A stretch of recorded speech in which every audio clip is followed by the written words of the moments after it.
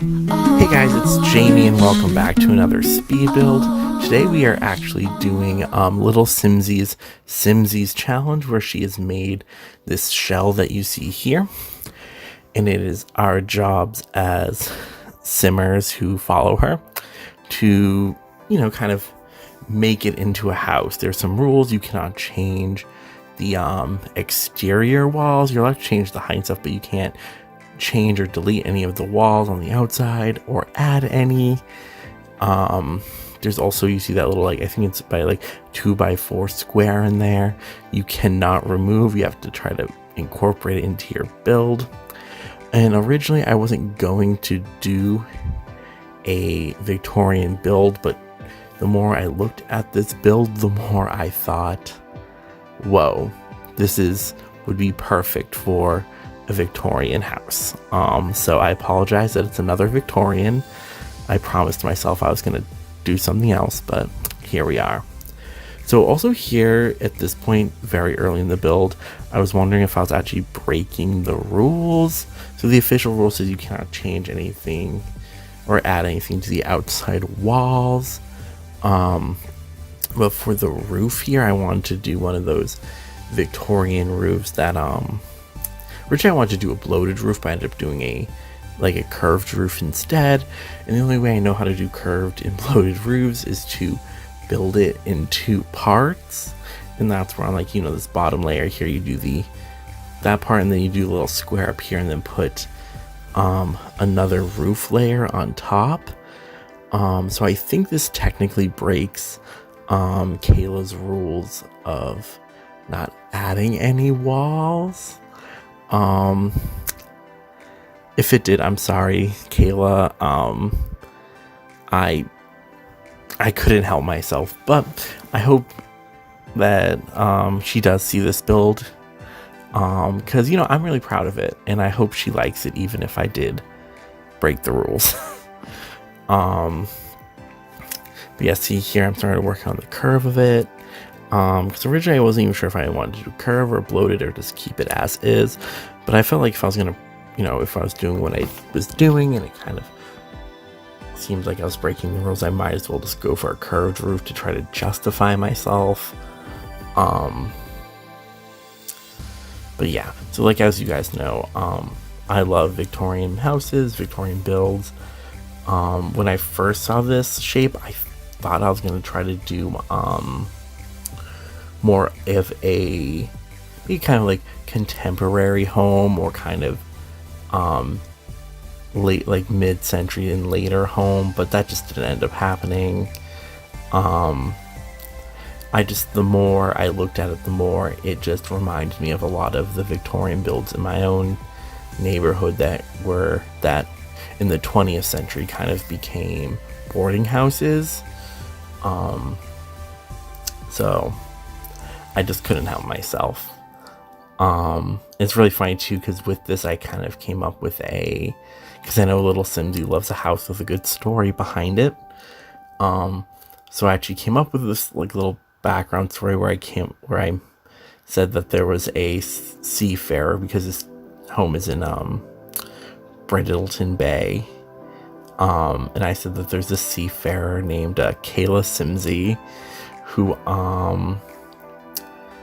who used this as a kind of summer home, and then eventually fell into the Dearborn family, which is the Sim family that lives there now.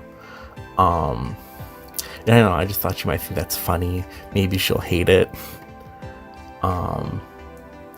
Just like all my other builds, this one can be downloaded off of the gallery. My username is Jaymehorne, Jaymehorne, one word. If you have trouble finding me, I'm the one with all the Victorian builds, which is funny because my most popular builds aren't Victorian. So apparently the Sims community does not love my Victorian builds.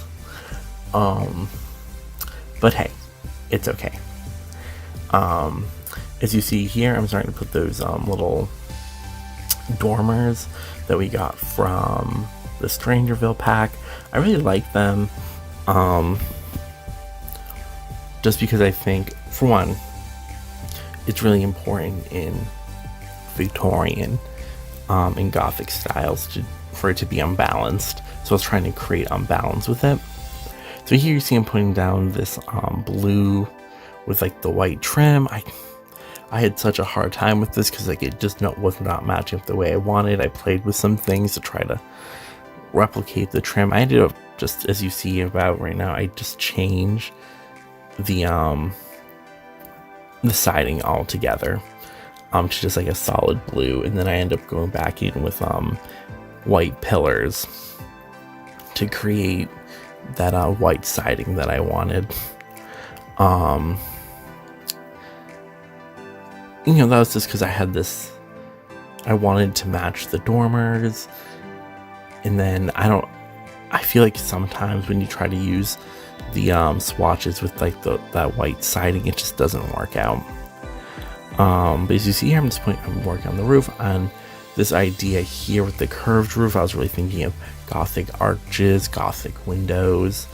So that was the idea. I don't really see too many Gothic homes I've seen a few, but not too many with that kind of shape for roofing. So that's kind of the idea, mostly just because I wasn't gonna get any of the iconic like princess towers, nor was I gonna get kind of those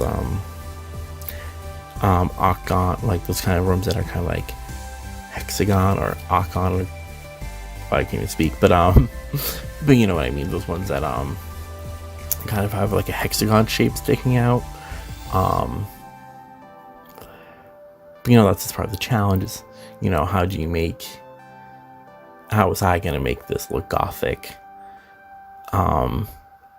without, you know, the signifier. So here you see I'm putting these porches here. I ended up deleting that one right there, but the one on the other side was inspired by a Victorian home a few streets over from mine that actually has kind of a blocky shape like this. It doesn't have any kind of the more round or hexagon shaped rooms on the outside. It's very square, very blocky.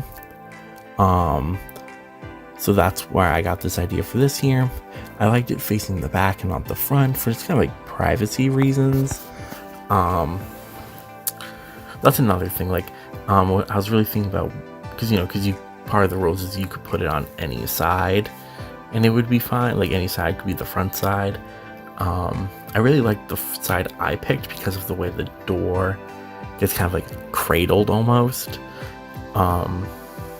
Which then because of that shape Lilsimsie comes up with, I actually think I came up with a really creative solution.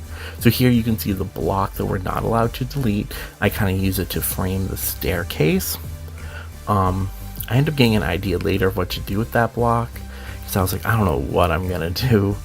I had ideas of just ignoring it, and I was like, no, I don't know, I felt it would be wrong. So here I'm trying to put in windows. First I was going with the dark blue to match the windows in the dormer, but I hate how this square and like rectangular windows look in the blue swatch, because there isn't really a blue swatch. It's like a white with some blue in it. So I ended up just switching all the windows to white, and I ended up getting rid of the pre-made double windows, I guess you call it. I ended up putting, two single windows next to each other to kind of imitate it. But that's just because the two double one just does not really match the other windows. As you see here, like those ones are like pure white, and then the double window one has like the black or dark blue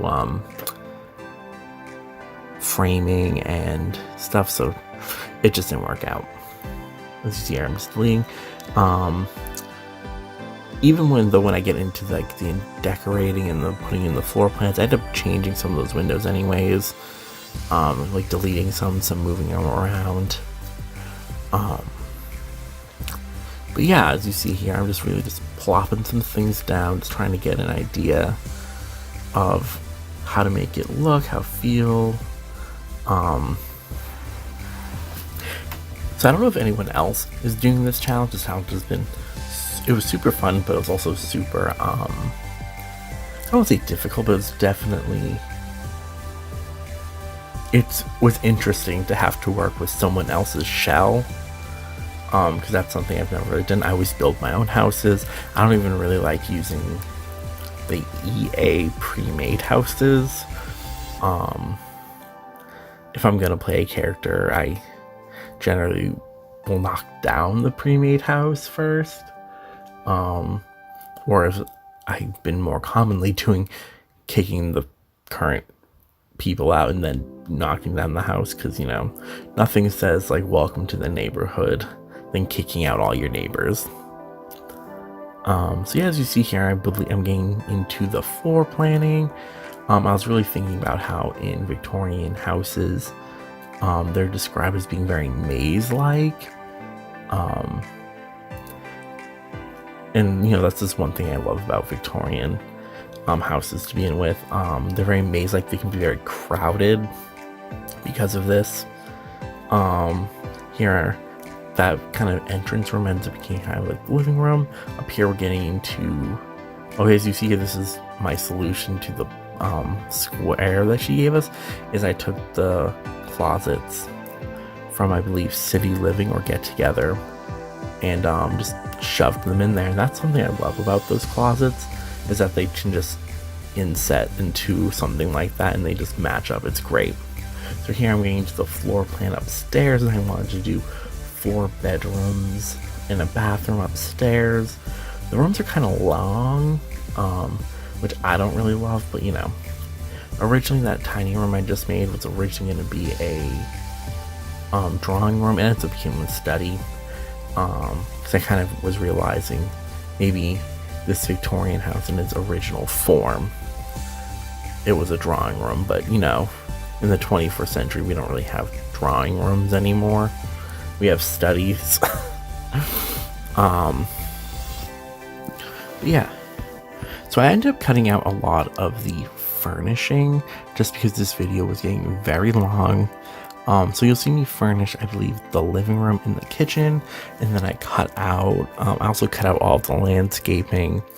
I think I want to do a video of just landscaping or just furnishing maybe one day, because that in itself is also a very specific process that I don't really show in a lot of my videos, because I feel like it takes me so long to do the building and the deciding of windows and placements of doors. So but here I'm putting down the iconic kind of green wallpaper known in the Victorian period. There's actually was a book that all rich Victorian people lived by, that talked about what was in and what wasn't, and it talked a lot about how green was the sophisticated color, and I believe the book says that red is like a color associated with like obese men, so like they're very specific about what colors they could use. The sad, I guess you could call irony though about green is that during the Victorian period, the best greens came from arsenic based wallpaper. So these people were essentially living in houses that were making them very sick, and even by like the 1850s, doctors were beginning to question whether or not it was the arsenic in all the wallpapers and in the dresses and the furnishing that was making people sick. Not that it fell out of style. Arsenic hung around for a while. The original embalming fluids were made with arsenic at some point in the early to mid 20th century. It'd be replaced with formaldehyde, but yeah, as you see here, I'm just putting down flooring.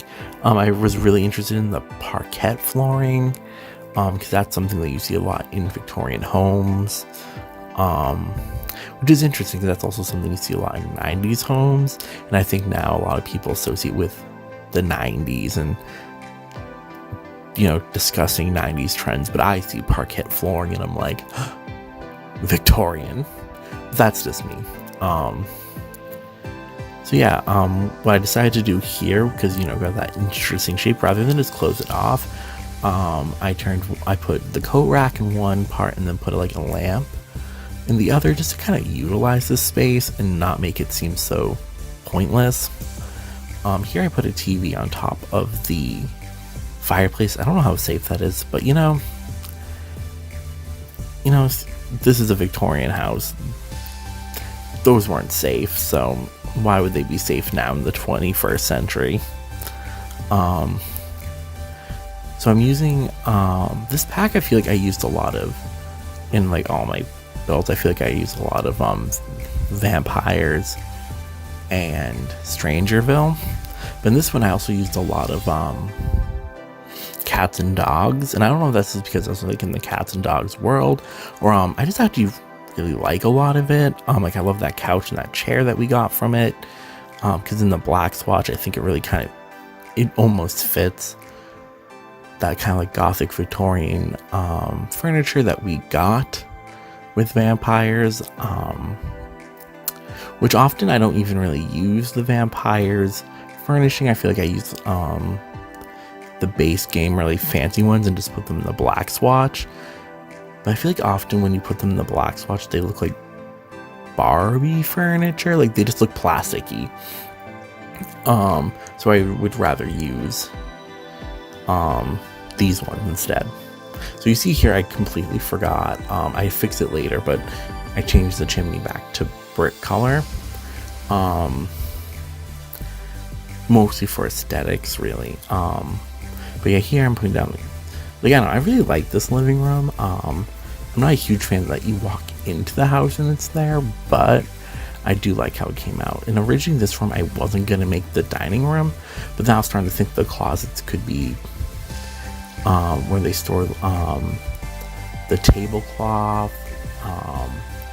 They could store dishes, because I don't put a cabinet in there. So just thinking of like gameplay would use why the closet would be there. I also just really like the closet in the dining room for some reason. I just really like that dining room, and I don't know, I just love that I turned that into a closet. So curtains is one thing I have a hard time with in The Sims, and that's just because I don't think there's enough variation. I also could probably get more game packs, more stuff packs that have more, but that's not gonna happen probably. But yeah, I'm just kind of like playing around in the kitchen at this point. I wanted to keep in building the kitchen, just because I don't know, I feel like I like watching other YouTubers build their kitchen, so I thought maybe you would. But yeah, we'll get to the kitchen in a second. I don't think I cut it out. If I did, I'll be a little upset. But yeah, I'm just kind of playing around with like what to put on the walls. I also only recently found out that painting that we got with cats and dogs, when you change the swatches, it changed the painting. But yeah, so yeah, here I have this like that blue green, and I thought it kind of matched the greenish tiling in the wall. I don't know. Here I put a double stove, just because I don't think maybe, I don't know, a chef maybe could live here. Maybe who lives here loves to cook. I just also liked how it looked, the two stoves. I think it just, I don't know, it felt right. But alright, yeah, as you see here, around here is probably what I'm gonna, I then cut out and I'll switch to the photos. But yeah, thanks for watching and see you next time.